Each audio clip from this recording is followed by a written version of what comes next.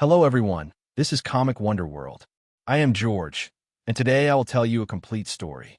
My name is George, and I am a personality within Sean of the Patton family.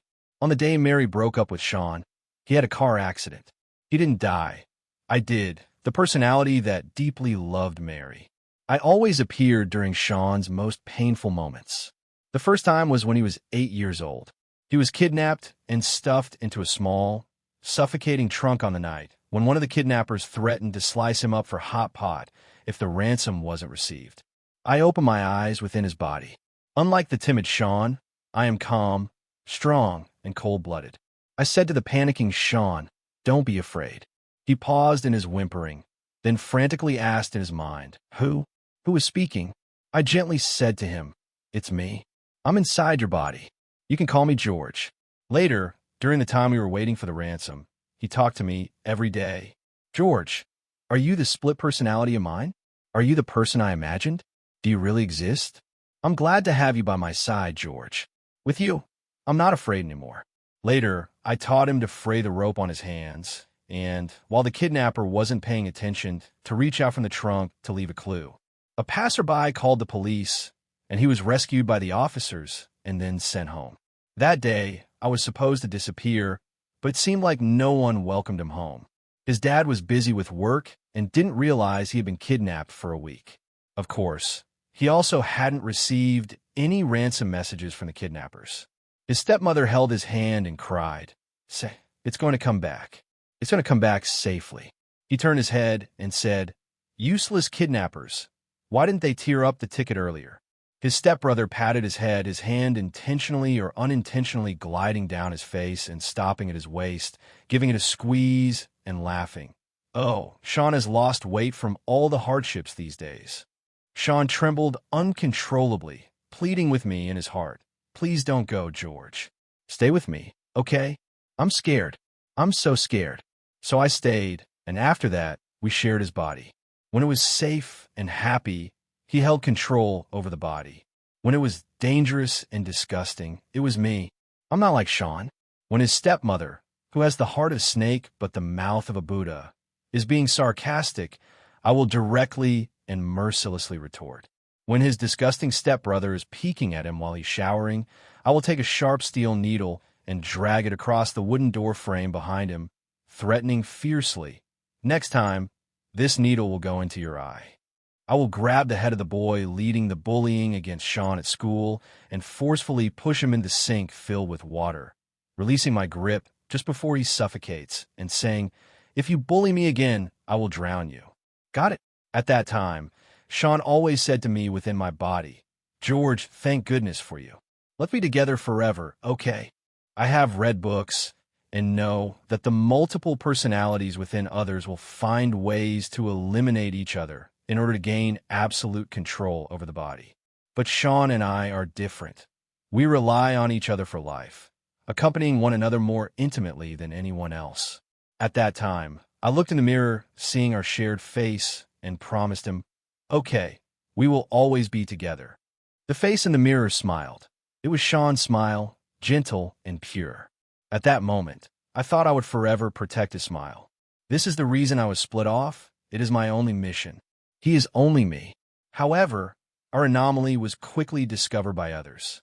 After all, when a person possesses two completely contradictory temperaments and personalities at the same time, no matter how careful one is, it will inevitably reveal some clues. Sean's stepmother told his father that she often sees Sean talking to himself in the mirror. Sean's stepbrother told his father that he wanted to kill him with a steel needle. The school teacher approached his father and said that some classmates reported that Sean sometimes seemed like a different person, at times gentle and warm, and at other times indifferent and cold-blooded. This was a huge loss of face for Sean's father, who valued his reputation.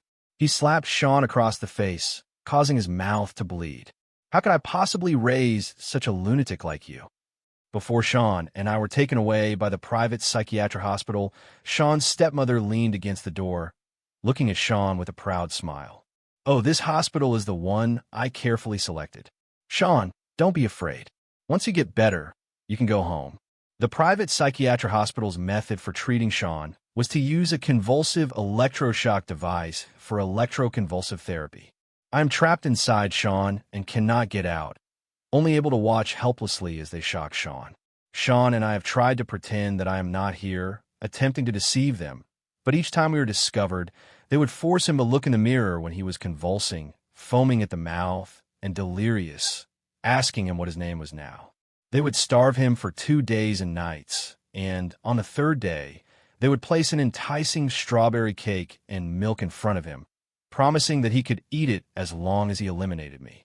They wouldn't let him sleep, alternating the room temperature between extremes of cold and heat. They were not treating him. They were torturing him. I let Sean calculate it, let him erase me with the treatment, but the timid him, for some reason, found the strength. He curled up in the corner of the vast, empty room, wrapping his arms around himself tightly, as if I were embracing him, as if this way he wouldn't be cold or afraid anymore. He bit his gums until they bled. The timid boy who cried every night in fear when he was kidnapped now stubbornly refused to shed a single tear. He said, "I want to abandon you, George. I won't let you disappear. We promised we will never be SEPA. At this time, it's my turn to protect you." On the night he almost got electrocuted, I hypnotized myself and made myself disappear. Before disappearing, I said to Sean, "I'm just leaving you temporarily, Sean. Don't be afraid. Walk on bravely and confidently. I am watching you, and if one day you can't hold on any longer, believe that I will come back to be with you." He thought I was lying to him, threatening with red eyes that if I left, I should never come back. After saying that, he cried, "George, don't go, please. I can hold on. It doesn't hurt at all, really." My heart ached as I looked at him, unwillingly closing my eyes amidst his painful and desperate cries. A vow made must be fulfilled. 14 years later, on the day he felt the most sorrow, I opened my eyes within his body. I did not understand how a person could feel such profound sadness, as if under a pitch-black night sky. The boundless sea merged with the sky, obscuring the horizon, with massive waves crashing down relentlessly. His heart was in the deepest part of the ocean, suffering and suffocating. Yet, I heard his laughter. At 25, he sat in a lavishly decorated living room, the dazzling crystal chandelier above him highlighting his handsome features and tall stature. The beautiful girl standing in front of him, however, wore a cold expression, seemingly oblivious to his good looks. She leaned down and said to Sean, "Your face really makes me sick." That was truly an unpleasant remark. However, the smile on Sean's face did not diminish in the slightest, and the curve of his lips was just right. He smiled gently. "I'm really sorry, Mary." His tone was soft, neither warm nor cold, as if stating a fact. No matter how disgusting this face is, you'll have to look at it for a lifetime. After walking for a long time, Mary still maintained a smile on her face until I sighed and said to him, "Sean, stop smiling." He was taken aback for a moment, the smile at the corner of his mouth gradually freezing. It was unclear how long it had been, but he slowly began to smile again, with a tone as light as a sigh. It was as if the 14 years of separation had never happened. He called out to me, "George." I smiled and replied, "I'm here." 25-year-old Sean is no longer the Sean I remember from the past. He was prone to tears, timid, afraid of the dark, and too soft-hearted, often bullied. Now he loves to laugh, with a smile on his face like a mask, but every bit of his laughter is just right, and his every gesture carries a relaxed ease. He told me about the past 14 years. He said he learned many self-protection methods in that cannibalistic and complicated family environment.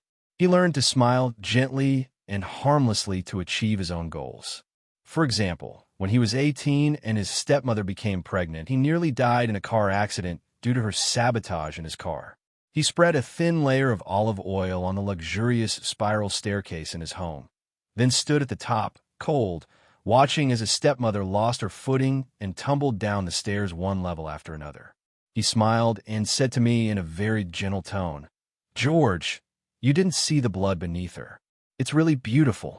For example, when he was 19 and his drunken stepbrother was being handsy with him, his father, who was usually busy with 1,000 affairs, just happened to return and saw this scene, erupting in anger. While no one noticed the smile hidden at the corner of his mouth beneath his hair, after that, the beast was exiled. It couldn't even show its face in front of me. George, your methods are still too gentle. This way, it could be resolved once and for all, right? For example, when he was 21, he brought home the beautiful and pretty class flower, who lacked opinions and always wanted to take shortcuts, just in time to run into his father. After that, his stepmother completely lost favor.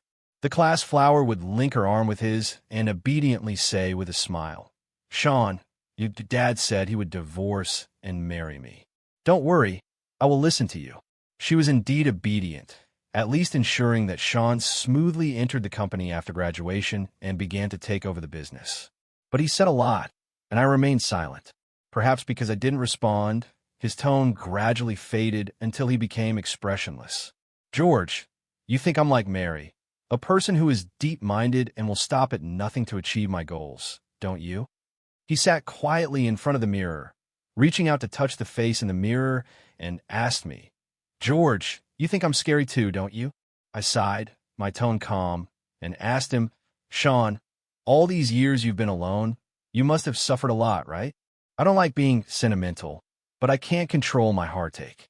I smiled at him in the mirror. "I'm very happy, Sean. Really, I'm so glad you learned how to protect yourself." He was stunned. "So tell me, who was making you suffer?" The tone shifted, and my voice became cold. "Yes, Sean at 25 has grown in a way that comforts me, but I haven't forgotten that my every appearance means he is in pain, extreme, desperate, unbearable pain."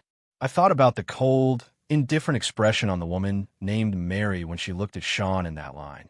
"Your face really disgusts me." I couldn't help but sneer and asked him, "Do you like her? Only when you fall in love with someone do you grant them the right to hurt you." At 25, the iron-hearted Sean could still be troubled by love. There was no need for him to put on a facade in front of me. I watched as he let down his guard, his face gradually revealing a confused, sad, and somewhat childishly bewildered expression. He asked me, "George, I've been so good to her. Why doesn't she like me?" Mary is his fiancée. They got engaged 3 years ago in a business marriage. 3 years ago, Mary's father suddenly died in a car accident, and the heavy burden of a large corporation fell onto Mary's shoulders. Without any explanation, she returned to the country to hold a board meeting and take over the family business. At that time, Sean would occasionally attend some board meetings on behalf of his father. Before he attended the board meeting, his father said to him, "This piece of fat meat is ours for the taking." I've been keeping an eye on the foreign trade logistics line of the Starlight Group for a long time. If it weren't for the car accident that killed Starlight, I would never have a chance to get my hands on this. I heard that the one taking over the group is his daughter, only 23 years old, still wet behind the ears. What kind of storm could she stir up?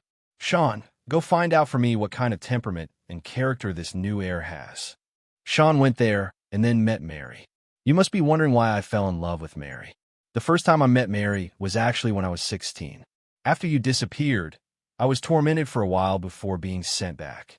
At that time, I was timid and weak, bullied endlessly without knowing how to fight back. I could only silently endure, gritting my teeth and calling your name in my heart, comforting myself that if I just held on, it would pass. Until I was locked in the pitch-black equipment room. Because of my childhood experience of being kidnapped, I was very afraid of the dark.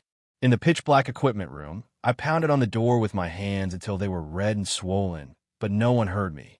No one came to save me, even I was no longer there, until Mary smashed open the door to the equipment room. Following the sound, she came in, backlit like an angel sent from heaven to rescue me, smiling soothingly at me in the darkness, saying, "Classmate, are you okay?" This memory seems to be one of the few warm moments in my recollection. A faint smile appeared at the corners of my mouth, dreamy and nostalgic. I said to George, "Do you know that cramped, suffocating trunk has always been the abyss of my nightmares?" When Mary pushed open the door, reached out her hand to me, and told me not to be afraid, I felt as if she had traversed 8 years of time, rescuing my 8-year-old self from that cramped trunk. After that, I was looking for her, and by the time I finally found out her name, she had already gone abroad to study. Until this board meeting, many years later, I stood outside the conference room, staring blankly at the slender woman standing by the floor-to-ceiling window, gazing out at the scenery. Until that person turned around at the sound, the familiar brows and eyes overlapped with that night 9 years ago, gentle and beautiful, smiling as she reached out her hand to me. She said to me, "You must be Sean, right?" And Mary. She didn't remember me at all, nor did she recall the casual rescue from 9 years ago. Outside the spacious floor-to-ceiling windows of the conference room, tall buildings rose up like fresh bamboo shoots after the rain, their uneven glass facades reflecting the dazzling sunlight. I stared at her, focused and dazed, then slowly smiled gently and nostalgically and said, "Hello, Mary. I searched for you for a very long time, and I waited for you for a very long time, too." This is a sentence I never said out loud, and Mary would never have a chance to hear it. I asked, "But your relationship doesn't seem very harmonious?" "Sean, I used the wrong method. The environment I grew up in taught me how to hate someone. No one ever taught me how to love others. Besides you, no one has loved me, so I don't understand. So at the beginning, I made a deal with Mary. This was what I was best at." That board meeting made me realize that Mary was in a difficult position on all sides. Executives operating independently, board members eager to carve up the Starlight industry, and distant relatives of Starlight wanting to get a share of the pie. However, Mary remained calm during the bustling board meeting. She stayed silent while many directors quarreled shamelessly over unequal interests. It was as if she accidentally knocked the glass cup beside her to the ground. The crisp sound was particularly sharp and piercing amidst the noisy argument, and the clamor in the room quietly subsided as everyone turned to look in silence. 23-year-old Mary looked at the financial report in her hands with a blank expression on her beautiful face, not even lifting her head. In this gaze, she coldly said, "Why aren't you arguing anymore?" With a hint of a smile at the corner of her mouth, she raised her head and scanned the faces of the people one by one. The noisy conference room was silent enough to hear a pin drop. Only Sean sitting opposite her smiled back at her in response to her gaze. At that time, Mary already exhibited the qualities of someone who could manage the Empire Group, such as calmness, decisiveness, and clarity of mind. If given 3 to 5 years, I believe she could firmly establish herself in the challenging position of Starlight through her own abilities. Later, in the empty conference room, Sean stayed behind.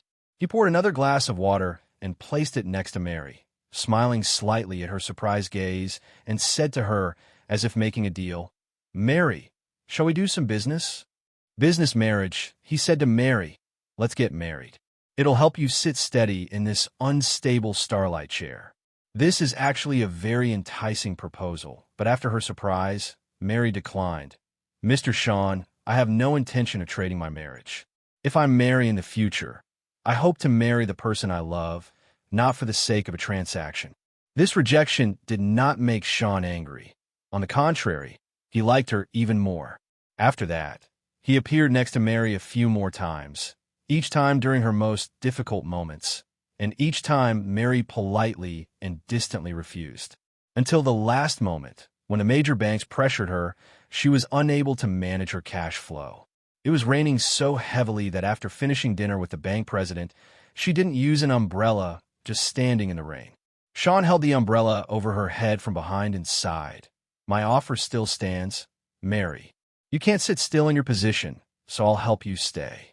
Mary didn't say a word, quietly looking at him with her head down under the umbrella.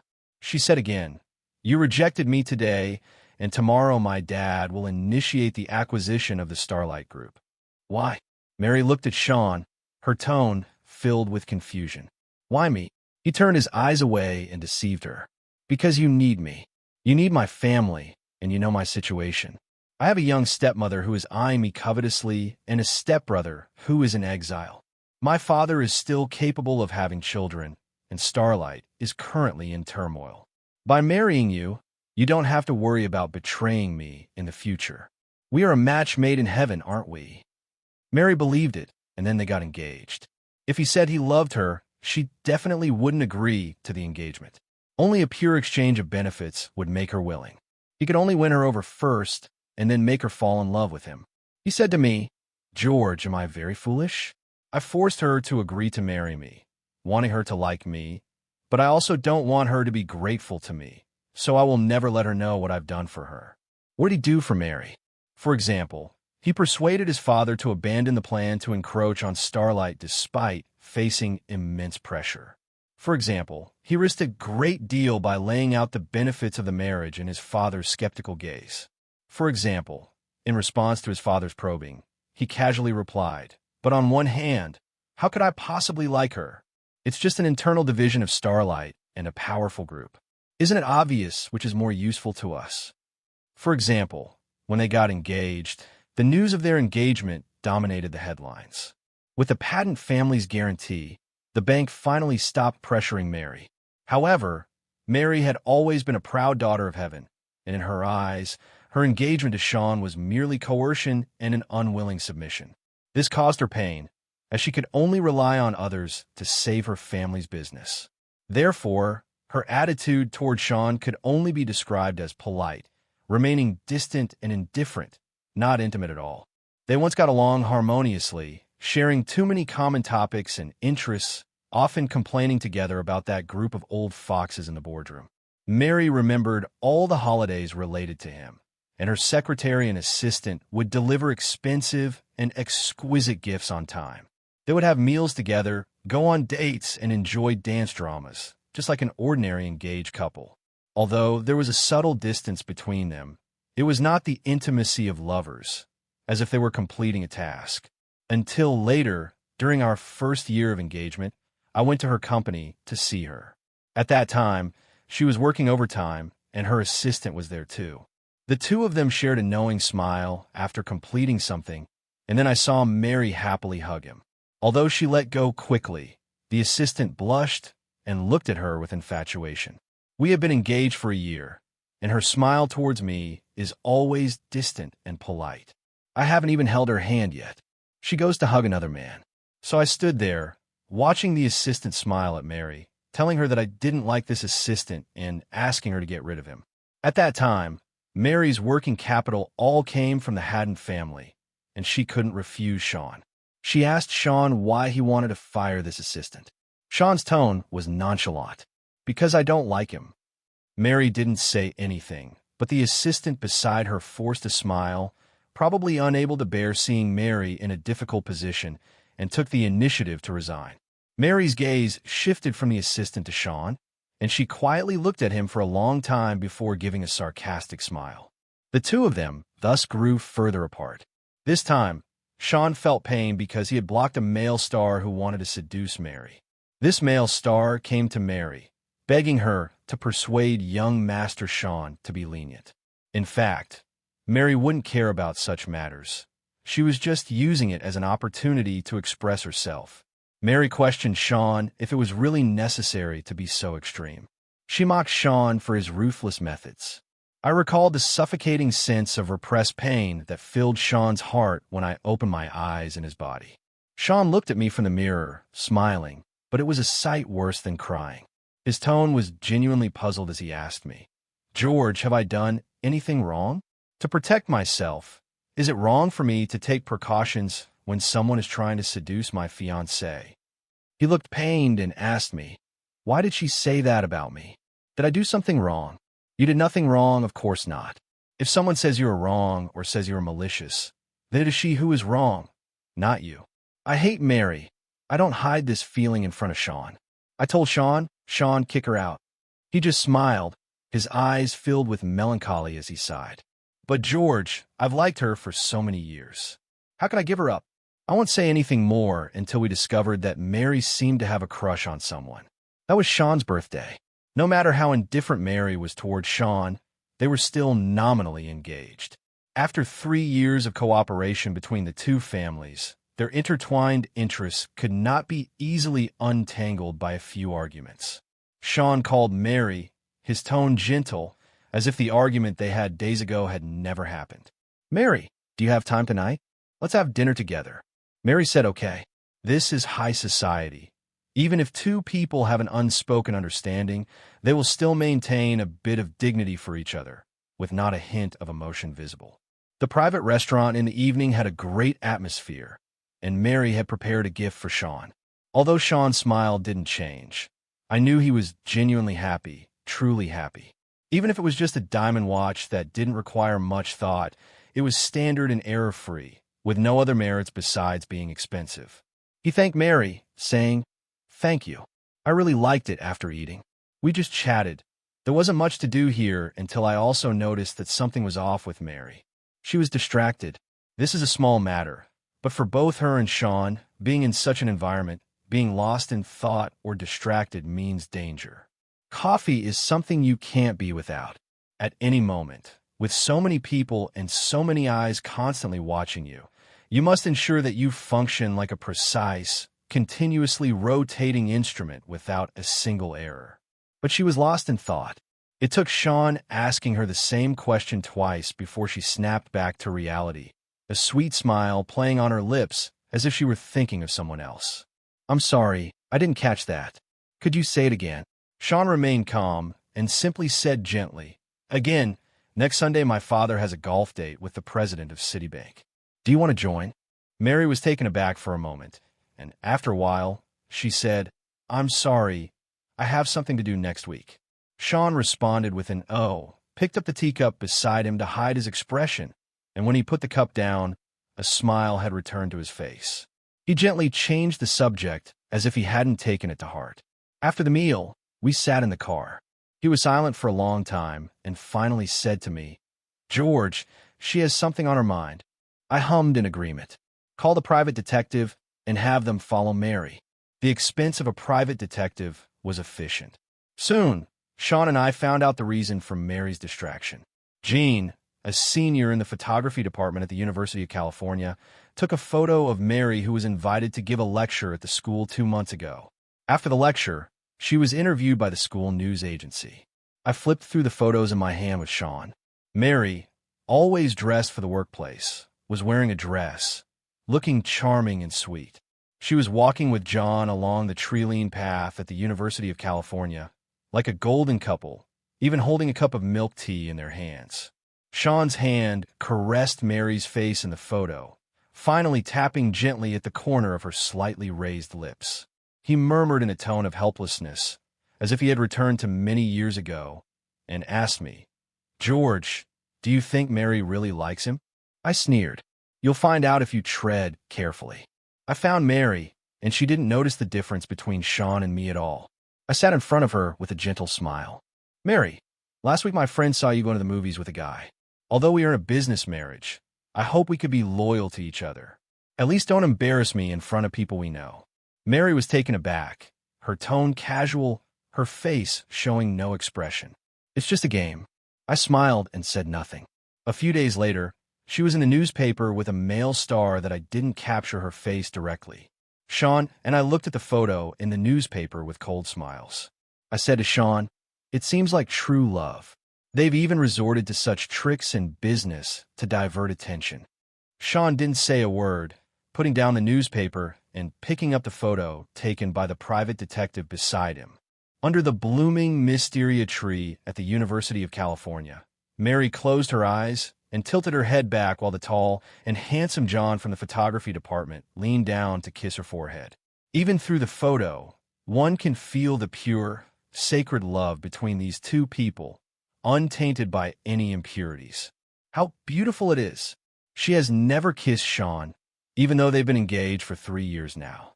I looked at Sean, who was staring at the photo with a blank expression, and said, "Sean, let it go. Let it go.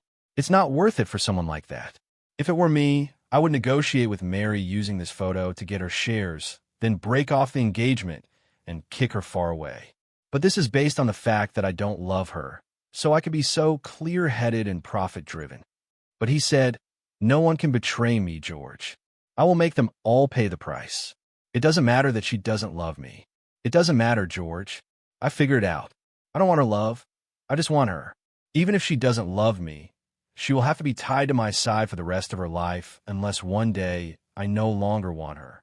Mary once said that Sean would stop at nothing to achieve his goals. Sean smiled, the smile at the corner of his lips ambiguous, and he said, "Then I will stop at nothing to show her." The Sean of the next day was the familiar Sean I knew, gentle, reserved, and composed, showing no signs of losing control. He called Mary and told her there was an interview with a newspaper. Rich people sometimes have to pretend to be a loving couple in front of others to stabilize stock prices, reassure investors, and maintain the board of directors while also announcing the unbreakable partnership between the two companies. That day, Mary received a call and was silent for a long time. Finally, she hesitated and said, "Sean, there's something I need to talk to you about." What else could it be? Perhaps it was about breaking off the engagement. She was no longer the same as 3 years ago.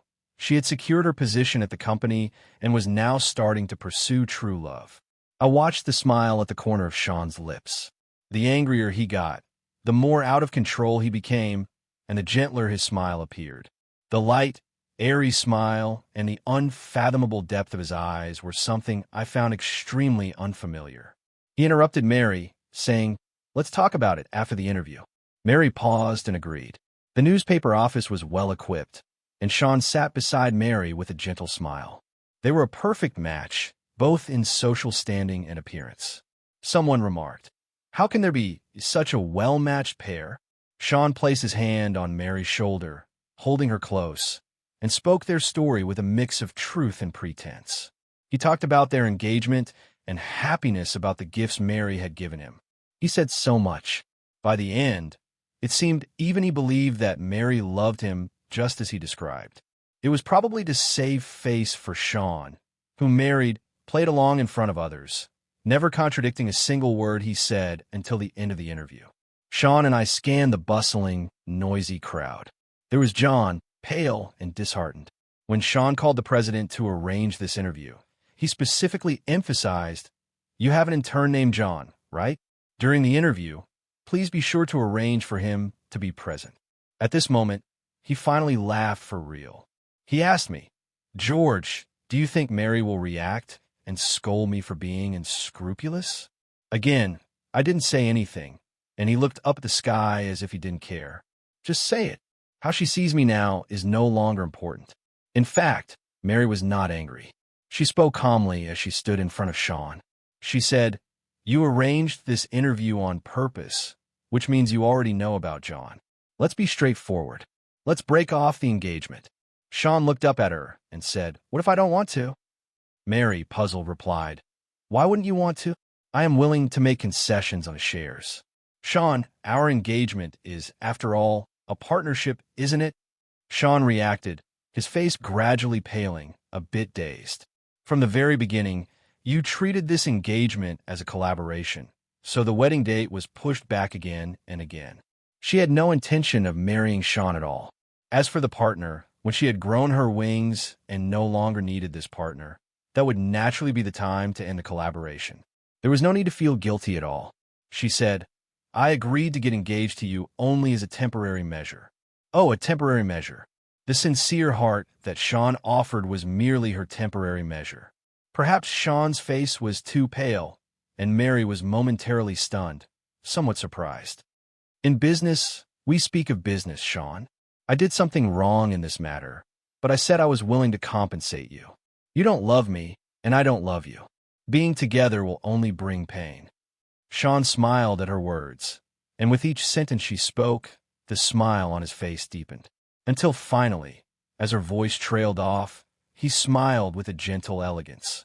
He said, "But Mary, what if I told you now that I am not indifferent to you?" He once told me that he didn't want Mary to force herself to be with him out of gratitude. He wanted her to fall in love with him. The day she falls in love with me, I will tell her about our encounter 12 years ago. I will tell her that I have loved her for 12 years, waited for her for 12 years, and finally, I have waited for her to love me. George, isn't that romantic? We will get married, have 2 children, and grow old together. When I am old and can no longer walk, I will hold our grandchildren and tell them the love story of their grandparents. Mary did not fall in love with him.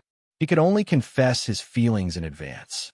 However, after hearing this, Mary simply frowned in confusion and said to him, "Sean, I don't remember what happened 12 years ago."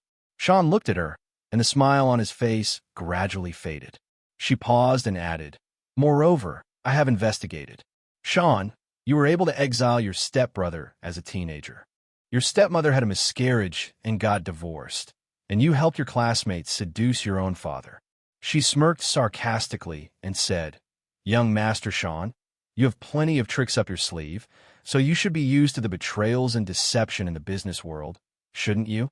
Her words were interrupted because I could no longer tolerate it and slapped her across the face. She had probably never seen such a Sean before. She turned back to look at me with an expression of extreme shock. I shook my painfully throbbing hand, stared coldly into her eyes, and said word by word, "Mary, you really disgust me. Sean has countless schemes and various means, but none of them have ever been used on you. Yet you have been calculating him from the very beginning. He must be blind to fall in love with someone like you." After saying that, she turned and walked away. Perhaps my words left her puzzled. She looked at me with a heavy, probing gaze. I ignored her. Sean had been silent within me. His only true heart was discarded like an old shoe. I asked him, "If you hadn't met Mary when you were 16, would you have fallen in love with her?" He paused for a moment and said to me, "No, but when he encountered it, what could he do?" It was neither too early nor too late. Mary appeared at a remarkably coincidental moment in Sean's memory. She was coated with a layer of ethereal light, and he was obsessed with obtaining her, just like a beautiful dream he had longed for in his youth, but could never attain. I sighed and asked him, "Can you not love her? You're too soft-hearted towards her, and it's affecting my performance. I want to get revenge on you, but I have to consider your feelings." His voice was weary, filled with exhaustion and confusion. "I don't know, George. I don't know which way to go." He was at a loss, and only Mary could throw him into such disarray. I couldn't bear to see him like this. I could only comfort him. "It's okay, Sean. I will walk with you. I will always be with you, walking by your side. I will not betray you, nor will I scheme against you. You can always trust me through wind and rain. I will always be here. I will never leave you alone again." I didn't expect the harm that Mary brought to him to be greater than I imagined. The day Sean disappeared from his body was to try on the suit. The sales assistant at the bridal shop politely said, "Mr. Sean, your suit and Miss Mary's wedding dress have been handcrafted and are ready. Would you have time to come and try them on?" Although Mary did not intend to marry him, he still went ahead and tried on the wedding dress. He customized for Mary, which was personally designed by the famous Japanese wedding dress designer, Yui Yatsura, adorned with 1,000 pearls and a precious platinum diamond. He went to the store with up to $8.5 million. The well-trained and attentive sales associate complimented him. "Just right, young Master Sean. You truly love Miss Mary. Such a generous choice of wedding dress is indeed rare." He smiled in exchange. His suit was custom-made for him by Mary, but until he changed into the suit, it didn't fit. The suit was not his size. The bridal shop sales assistant turned pale and said, "That's impossible. These are the measurements provided by Miss Mary, and we confirmed them." He paused, as if realizing something, glanced at Sean's expression, and then awkwardly said, "I'm sorry, young Master Sean. You don't need to worry. There's still time to make changes." Sean didn't say anything. I think he probably knows that it's not the suit that doesn't fit. It's not that the store got the size wrong. This suit was simply not meant for him. After coming out of the store, he was hit by a taxi running a red light on the sidewalk. It wasn't serious. Actually, the doctor said it was just minor abrasions. The police said that for such a minor traffic scrape, you should settle it privately. The taxi driver, his face flushed, said, "Young man, you don't look like someone who is short on money. I have elderly parents and young children to support. Please don't try to extort me." No one took this accident seriously. Only I knew Sean had disappeared from this body. Before he disappeared, he looked at the taxi, and I heard him call my name. He said, "George, I'm so tired." Yes, so tired. He had been forced to fight and scramble since he was young. And after all this time, it turned out to be just an illusion, a mere emptiness. He was tired and wanted a rest. Then I took control of the body and gently said before he closed his eyes, "It's okay, Sean. Just take a nap if you're tired. When you wake up, everything will be all right. I promise." When I opened my eyes, I happened to hear Mary talking to the doctor. "A thorough examination has been done, and Master Sean has only suffered minor abrasions. It's nothing serious." "Then why hasn't he woken up yet?" "Just wait a moment. He should wake up soon." "Okay, thank you, doctor." Mary politely nodded to the doctor, then turned around and saw that I had opened my eyes. The polite and indifferent smile on her face gradually faded the moment she saw me awake until her expression became blank. After a while, she coldly said, "Sean, the place where you had the accident is in the city, and that driver was only going 15 miles per hour. He didn't hit you at all, so stop pretending." I ignored her. She sighed and said helplessly, "Sean, what exactly do you want to do?" Only then did I raise my eyes to look at her, cold, scrutinizing, indifferent. I looked at her in confusion, raised an eyebrow, and softly replied, "What do I want to do, Mary?" "When you and Jan secretly changed your hearts, Sean was still your fiancé, right? Even if you hate him and think he is deep-minded and unscrupulous, it cannot be denied that he has never let you down, right? You were only 23 when you were entrusted with a critical mission as your family's business was on the brink of collapse. It was Sean who brought you the last straw, wasn't it? In these past few years, the collaboration between the two companies has brought you quite a bit of benefit, hasn't it? Over the years, I've asked myself, Sean hasn't wronged you, has he?"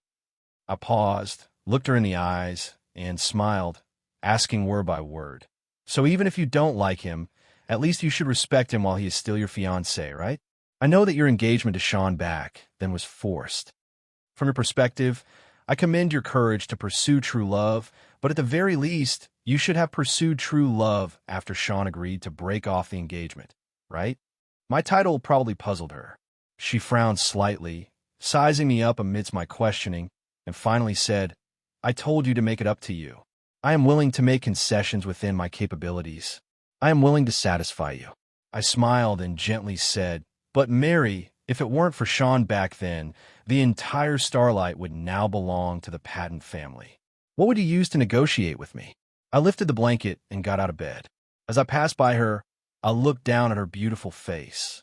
She was gazing up at me, her eyes momentarily frozen, and I couldn't discern her emotions. Curiosity and doubt flashed by in an instant. In that fleeting moment, as we brushed past each other, she grabbed my wrist with considerable force and asked, "You're not Sean. Who are you?" I pretended to be taken aback, coldly sneering as I turned my head to look at her. "Oh, didn't you investigate me? How come you didn't find out that I had stayed in a mental hospital for a while?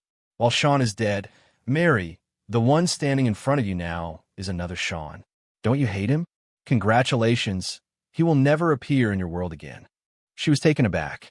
I ignored her and called the driver to come pick me up.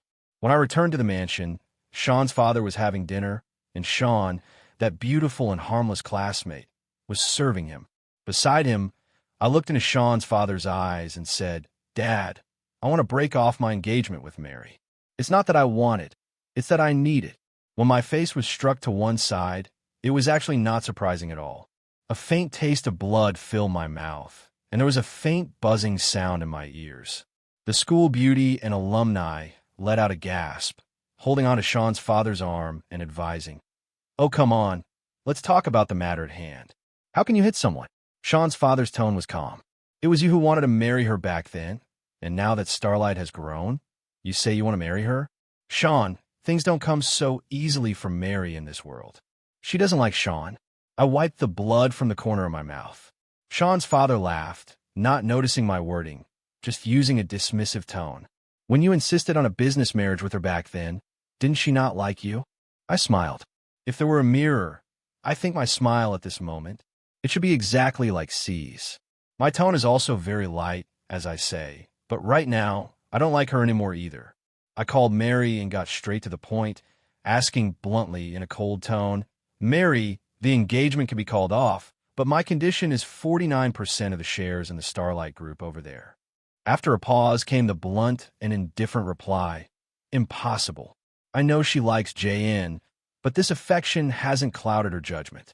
49% of the shares can change hands in an instant.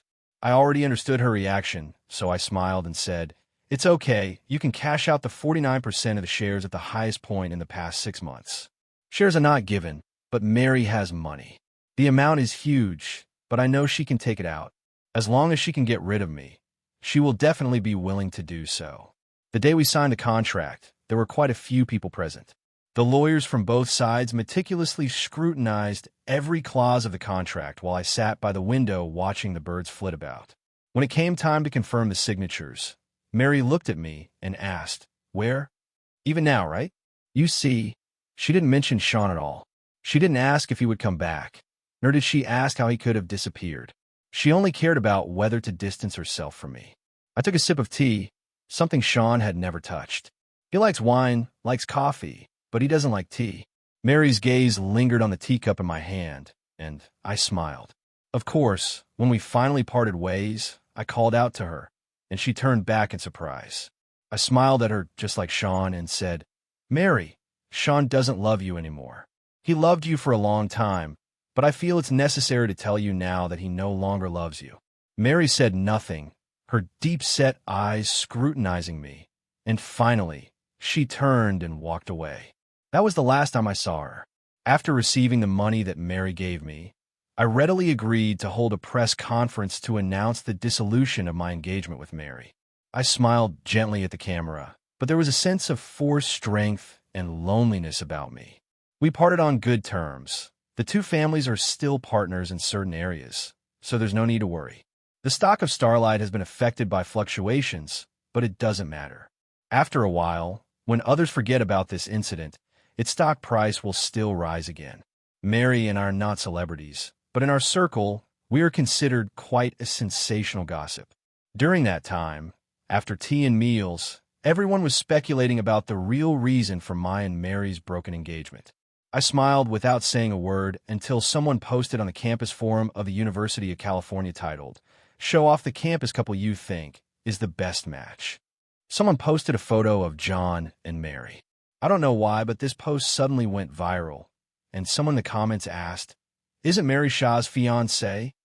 Attached below is the news article from when Sean and Mary were interviewed, titled, "Fairy Tale Love in the Aristocracy."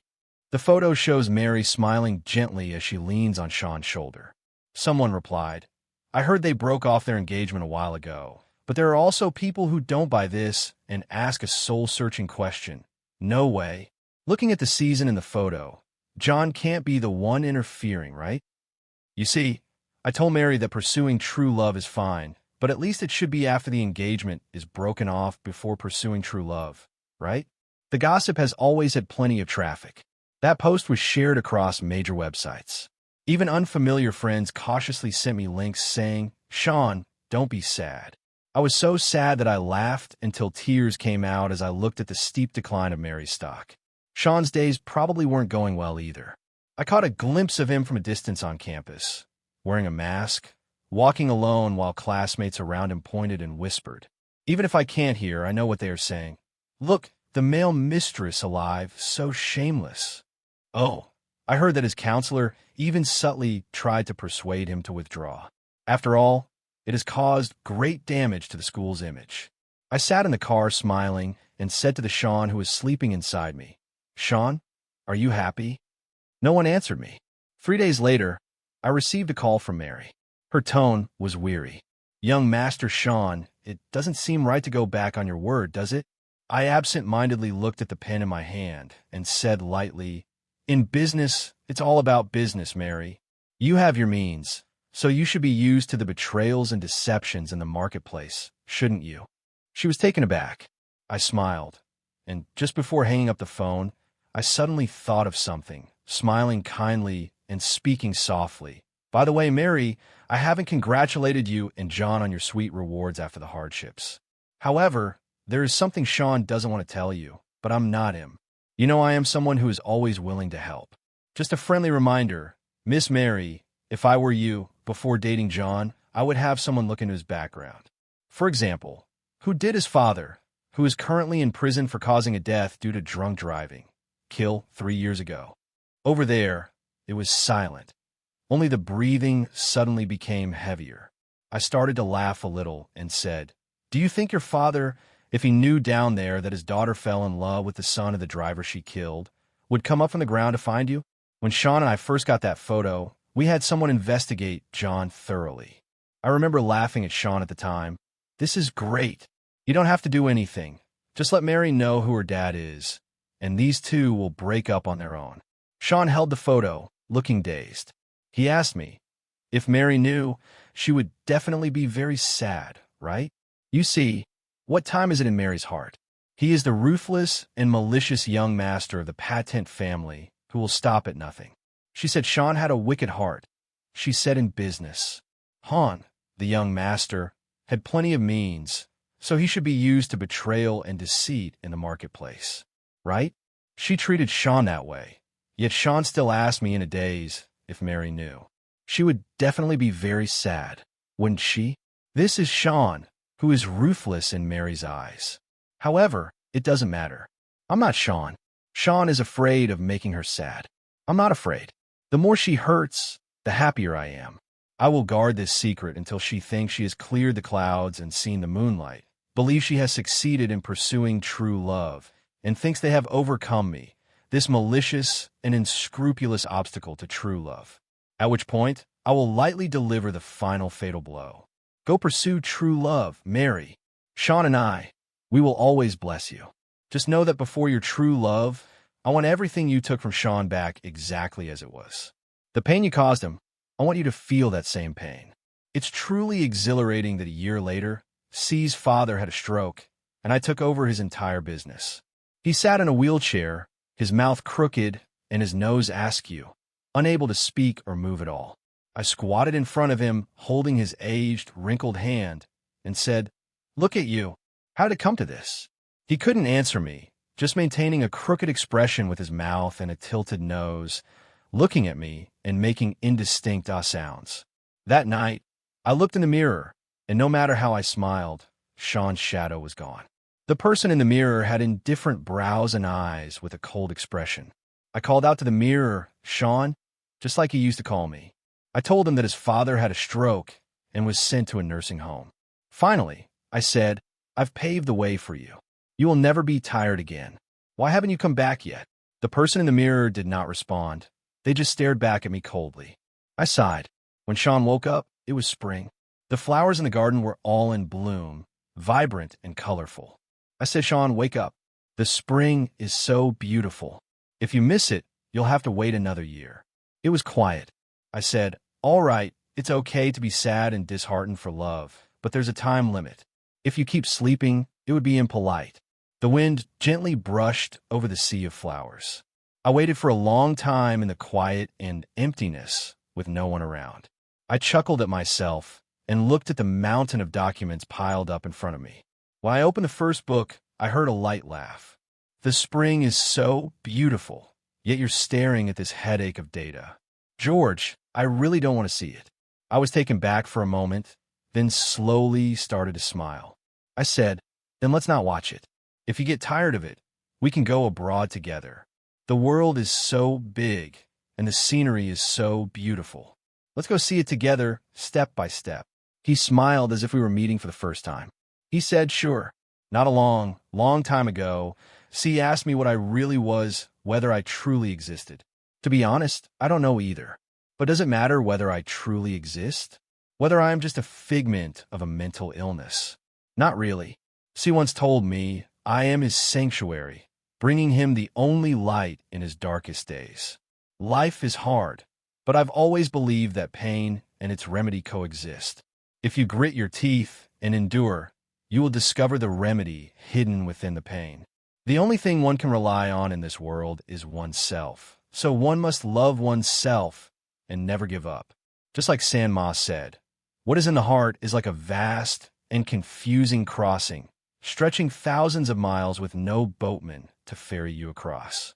Apart from self-faring, others can offer no help." Sean asked me what it was. I am him, and he is me.